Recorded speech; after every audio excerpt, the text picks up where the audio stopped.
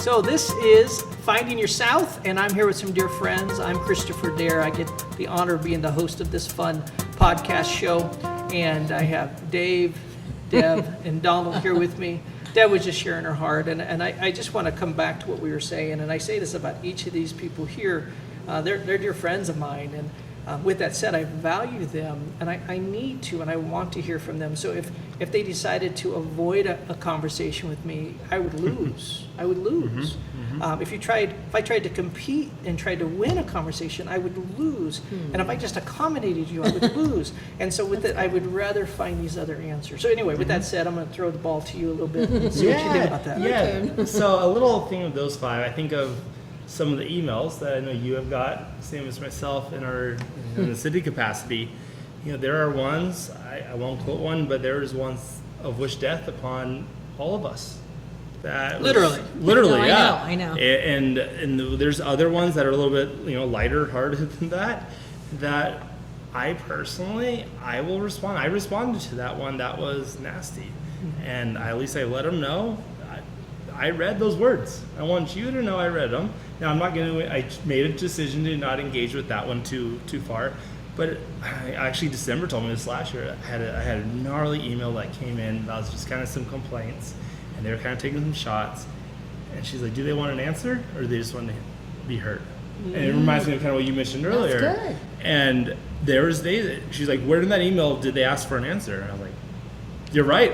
There's nowhere in that email. They just want to be heard." Yep. And so I've taken that kind of, in my head I'm thinking emails right now, just it kind of lines up with that, where sometimes they just want to be heard. I'll respond, let them know, hey, I heard you.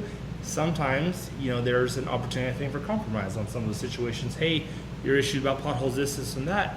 Is there an opportunity, or maybe it's your park. Maybe it's your parks and no one's pulling the weeds. Maybe there's an opportunity for us to partner up with you. Do you want to come volunteer? We got KTMB or whatever it is. Sometimes those people, they just want to be heard. It's very true. And so you have that decision, and like you said, talking about the volcano, I could let some of those emails go. Let the volcano erupt. Yeah, but I do find value, even if we disagree. Sometimes I'm not going to 100% tell you in that email we disagree, but I'm going to let you know I heard you. I recognize you. Here's our upcoming council meeting where we're voting on this or that. Come out. And so I guess that's where my mind went with some of those things. The interesting thing about this, and I think it's so important, is that when we talk about these principles, you start to apply them. You can apply them into your work. I mean, I think of my kids and the talks I've had with them, and there's times I'm like, right? And there's times I'm like, we can easily talk about something, but there's other times I'm all, Can I just say something really quick? It's quick. You were talking about your kids. So when you were saying about they just want to be heard. Yeah. So sorry, Josh, if you're listening, I love you. But there's times when my son will just call me and he doesn't want my opinion. He just wants to be heard. Yeah, and he said, "Mom, I will call you." And I just go, "Okay, should I wait 2 more seconds?" And then he talks again. So I think sometimes our biggest gift we could give somebody is to just let them be heard. So that's, I mean, it's important. We have to be able to sit back and go, "I hear you, and I'm taking it in, and now you continue." The art of listening. It's a huge thing. Blessed 2 ears and 1 mouth. I know. I know. I'm half deaf in one ear. Okay. 1.5 years. 1.5. Okay. So definitely in this conversation of conflict and what's the center one? Compromising. Collaborating, compromising. Okay. Are the two that I would say are the healthier outcomes that have a win-win to them. So how would we define compromising versus collaborating? So compromising is the idea is that we would take, let's say that we had, I like black, you like white, and so we make gray. Okay. The compromise. So we brought these two together, and now neither of us necessarily get what we want, but you found some compromise in this. Sure. And the problem with that is everything you do is compromising. You'll find that you'll lose yourself. There are some things you cannot go in and say, "I'm sorry, I cannot move on this. You will not touch my child." I mean, we're not. This is a no go, whatever. And I know you need to get around me, but you're not doing it over my kid. So we can find another path for you, but this is not going to work. So collaborating is that we find common ground. We find, or this is where I'm at. This is where you're at. We still have a path forward, but it's not going to be taking away my principles that I can't give away. Right, and you've been someone in my life that's poured into me a lot. You know that. You know that. And so, in that, I think of a lot of our past conversations and the difference between compromising and collaboration. And compromising means definitely stepping away from the situation, right? Like you mentioned. Sometimes, or still work with those people, or Well, in so that relationship. I or- say, well, if you truly, you can always step away, but you took the time to try. I mean, that's the thing. You can't always, you're going to find there are some things you can't collaborate with, you can't compromise with, you can't, because it takes two people to do that. just walk away. You know, you can't, my marriage works not just because I do these things. If my wife has to do them too, or we're in trouble. No matter how much you do something. And so with this said, this is about how you approach it. The outcomes are not always going to be there because you don't know what the other person's going to do. Right, so conflict, we have the health based on what we're talking about, the healthiest ways to work in conflict is to do one of those two things, correct? Yeah. And so my question then is, how do we find the target? Like, how do we decide, should we compromise or should we collaborate? And Good it's question. based on maybe the conversation with that person or the interaction. But what are your thoughts on that? Well, I think it takes time. One of the things it takes relationship. Relationship is the account. And you don't want to think it this way, and this would be another podcast to talk about, but it's the idea, it's like a banking account. In our relationship, depending on how deep that relationship is, for us, we're friends, and it goes pretty deep. I mean, I can tell you, Donald and I, for years now, have had each other's backs at times, even when we don't agree with each other. You still don't get to talk about I can talk about my friend, but you don't get to talk about my friend, kind of thing. And we have that other thing. And so with that said, I can walk in pretty sure that I'm going to arrive at one of these two. But someone I don't know, I'm going to take a little time. Because there's also something about having the right even time for, I love my wife dearly, and there are times I'm not ready for that conversation. It doesn't mean these are immediate. This is a process. And so there are times even when my wife says, that was tough. I don't know if I have the answer. So in that scenario where you don't necessarily agree with Donald and you still back him, would that be compromise or collaboration? Well, I say this. It doesn't mean I back him on his decision. It doesn't mean I found collaboration or compromising. It means that I'm going to stand with my friend. Now, when it comes to the actual piece of that, depending what he's bringing to the table, because this isn't every time that I just compromise with Donald or I just Sure. collaborate. It's a different- He brings different something new to the table. We look at it and say, how can we find an answer? Yeah. And typically, I do believe we can find one of them. I know I'm not going to accommodate.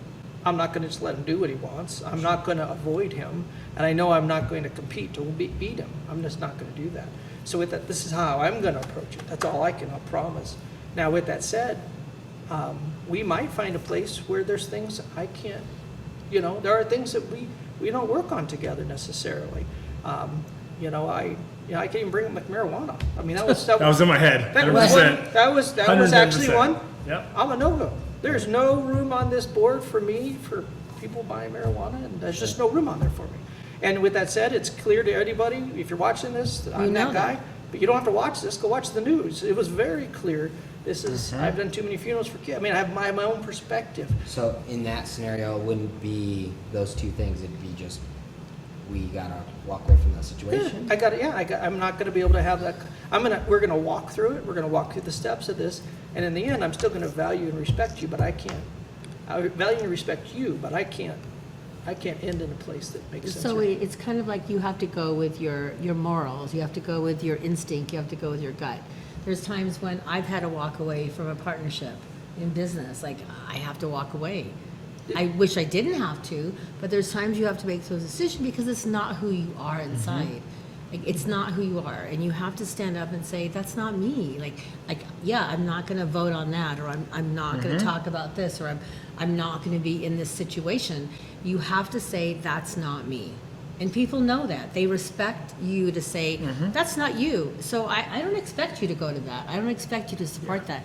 And once you stand up for that, and that's what I've learned lately, is that you have to find that core value and say, that's me. For me, I finally have found it, and I'm okay to say no. Right. I respect what you're doing, but I'm okay with that. Like I'm just gonna go over here. But and so my question in that would be, okay, so where does that kind of fit in the discussion of, is that Well, dirty conflict? Is that oh, I think it's conflict? clean. I think I call it clean conflict because remember, this is just Thomas Kilman's theory. Right. This No, is- I understand. There's, but I'd say what it does is there's nothing wrong with anybody finding this is my piece of the world. This is where I stand. And it doesn't mean that I'm going to shoot at anybody. And if you want to come in here and talk to me, You'll talk to them. I'll talk to them. Matter of fact, I had plenty of people come and talk to me. Yeah. And, and we talked, and I was not disrespectful to them, but in the very end, this is what I think. So what would you call that? So like of these 5, obviously I know where we kind of, we went through that whole process. I know a lot of people met with you. I'd call it in the end collaborating. And here's why. Is because the only option I gave to this one group, if we use that one, is that they created just like with alcohol, if you create a thing that helps our students dealing with drugs and pay for that. Because they always want to say it's no different than beer, it's no different than alcohol, it's no different. They like to say all that things. I say, well, that's not true necessarily because if we knew a student was drinking, our alcohol groups at least help pay for trying to help our kids stay safe. Our marijuana doesn't. And so I said, and again, they didn't want to do that. There was a collaboration potential there, and they didn't want to be a part of that. And so for me, I can say in the very end, I found some collaboration where it was something that I couldn't change. So I found to say, I'm not moving.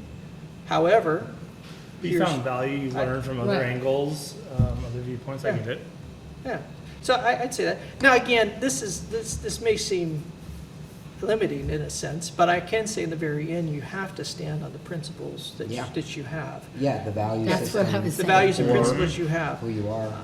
Yeah. Yeah, and this goes to a bigger conversation, and it's the word humble. I'm going to use the Yeah. word humble. This is really Humble what and kind. Well, and most people use humble as this idea of, it's the idea that I'm going to go hide in the corner and I'm going to just be quiet.